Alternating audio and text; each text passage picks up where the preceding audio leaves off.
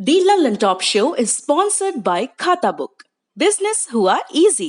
खाता book app आपका ऐसा खाता है जो हर वक्त आपके साथ रहे, आपकी पॉकेट में ही। अब आप मुझे इस महीने का हिसाब SMS या WhatsApp से ही भेज सकते हैं। अरे ये तो बहुत अच्छा हुआ। खाता बुक के साथ भेजें हर महीने का हिसाब SMS या WhatsApp से। खाता हुआ खाता बुक।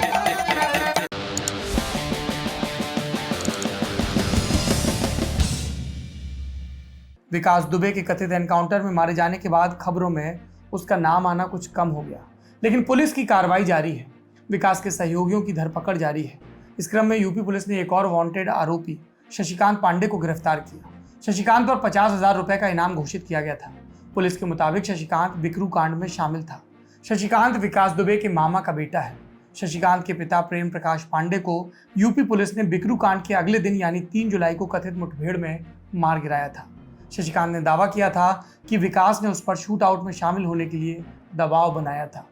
इन अपराधियों के कितने बेदम और लिजलिजे तर्क होते हैं, गौर करते हैं आप लोग। इस बीच एक कॉल रिकॉर्डिंग भी सामने आई है जिसमें बिकरू कांड का मंजर बयान किया जा रहा है। इसमें एक आवाज़ शशिकांत की पत्नी की बताई जा रही है। इसमें महिला बता रही है कि कैसे उसके दरवाजे और आंगन में लाशें पड़ी हैं और घर के लोग भाग गए हैं। जब पूछा जाता है कि लाशें किनकी हैं, तो महिला कहती है कि पुलिस वाले हैं, विकास भैया ने मारा है। इसके बाद दूसरी तरफ से आवाज़ आती है कि बैटरी निकाल दो, फ़ोन छिपा दो। पुलिस ने दावा किया है कि गिरफ्तारी के बाद खुद शशिकांत ने बताया कि पुलिस पार्टी से छीने गए हथियार विकास दुबे के घर में छिपाए गए हैं। शशिकांत की निशानदेही पर विकास दुबे के घर से AK-47 बंदूकें और 17 कारतूस बरामद किए गए हैं। AK-47 सुनकर कान खड़े हुए आपके। एक गुंडा जिसको पुलिस तहसील और जिले के स्तर का बता रही है, उसके पास इस तरह के हथियार मिले हैं। ADG law and order UP Prashant Kumar, उन्होंने भी बताया कि आरोपी शशिकांत ने अपने घर में इंसास राइफल और 20 कारतूस छिपाकर रखे थे।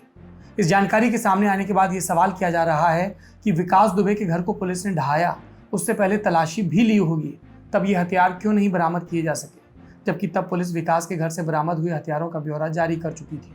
तो ऐसा कैसे हुआ कि कुछ हथियार मिले और पुलिस से लूटे हथियार नहीं मिले। इस बीच एक खबर और आई। अमर दुबे, एक और अपराधी जो विकास दुबे के साथ पुलिस वालों की हत्या में शामिल था, उसे 8 जुलाई की सुबह हमीरपुर के मौदहा में पुलिस एनकाउंटर में मार गिराया गया था। इसी दिन पुलिस ने खुशी को गिरफ्तार किया था।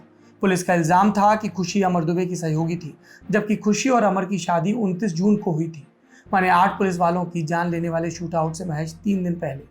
इस बात की आलोचना भी हुई। विकास की पत्नी ऋचा को भी उस दौरान हिरासत में लिया गया था। उस तस्वीर को लेकर सोशल मीडिया पर खूब हंगामा हुआ था, जिसमें विकास के बेटे को घुटनों पर बैठा दिखाया गया था। पूछताछ के बाद ऋचा को तो छोड़ा गया, लेकिन खुशी को नहीं। इस बात पर जब सवाल उठने लगे, तब जाकर 13 जुलाई को कानपुर के SSP दिनेश कुमार ने कहा कि जांच में खुशी की संलिप्तता नहीं पाई गई और इसके चलते उन्हें जेल से छोड़ने का आदेश जारी कर दिया गया। इस कहानी का एक और पात्र है जिसे लेकर पिछले कुछ समय से खींचतान चल रही है, गुड्डन त्रिवेदी। गुड्डन त्रिवेदी विकास दुबे का सहयोगी रहा है और संतोष शुक्ल मर्डर केस में विकास के साथ जेल में भी रहा। गुड्डन को उसके ड्राइवर सुशील तिवारी के साथ ठाणे से महाराष्ट्र की ATS ने गिरफ्तार किया था। इन्हें पकड़ने के लिए एनकाउंटर स्पेशलिस्ट माने जाने वाले इंस्पेक्टर दया नायक को भेजा गया था। 11 जुलाई को ये लोग गिरफ्तार किए गए, लेकिन कानपुर पुलिस ने प्रेस नोट में कहा कि त्रिवेदी की भूमिका की जांच चल रही है, वो फिलहाल वांटेड अपराधी नहीं है। तो फिर 12 जुलाई को जुहू में ATS ने गुड्डन को अदालत में पेश किया, जहां से उसे न्यायिक हिरासत में भेज दिया गया। लेकिन फिर आती है 13 जुलाई की तारीख और तब कानपुर पुलिस गुड्डन को वांटेड मानते हुए उसकी ट्रांजिट रिमांड की अर्जी लेकर ठाणे की मेट्रोपोलिटन कोर्ट पहुंच जाती है। कानपुर पुलिस अब इन दोनों को अपने साथ लाएगी।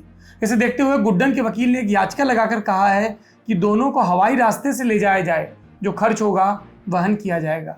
सड़क पर गाड़ी फिसलने का डर रहता है। अब आते हैं इस मामले से जुड़ी पोस्टमार्टम रिपोर्ट्स पर। आज 8 शहीद पुलिस वालों की पोस्टमार्टम रिपोर्ट आई। इसमें उस बेरहमी की कहानी है जिससे सभी पुलिस वालों को दो चार होना पड़ा। उन्हें करीब से गोली मारी गई, धारदार हथियारों से उनका शरीर काटा गया। इंडिया टुडे के पत्रकार अरविंद ओझा ने अपनी रिपोर्ट में लिखा है कि सबसे ज्यादा नृशंसता DSP देवेंद्र मिश्र के साथ की गई। उन्हें 4 गोलियां मारी गईं, जिनमें से एक उनके सिर का दायां हिस्सा उड़ा ले गई। उनके पैर को भी धारदार चीज से काटा गया।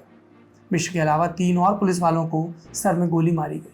गोलियां 8 में से 5 पुलिस वालों के शरीर के आर पार हो गई। कांस्टेबल जितेंद्र और एसआई अनूप के शरीर पर 12-12 गोलियों के निशान मिले। ऐसी विभत्स क्रूरता जिससे किसी की भी आत्मा कांप उठे। जिन अपराधियों ने ये काम किया उनमें से कुछ मारे गए, कुछ जीवित हैं, उनके सहयोगी जीवित हैं। हम उम्मीद करते हैं कि उत्तर प्रदेश की पुलिस, उत्तर प्रदेश का प्रशासन ये सुनिश्चित करेगा कि बचे कुचे अपराधियों के साथ भी सख्त और कानून सम्मत व्यवहार हो और उन्हें कोर्ट से किसी भी किस्म की रियायत ना मिले।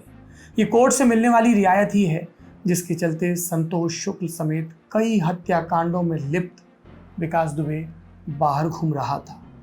इंसास और AK-47 क्या पूरे यूपी में सिर्फ विकास दुबे जैसे अपराधी के पास थी?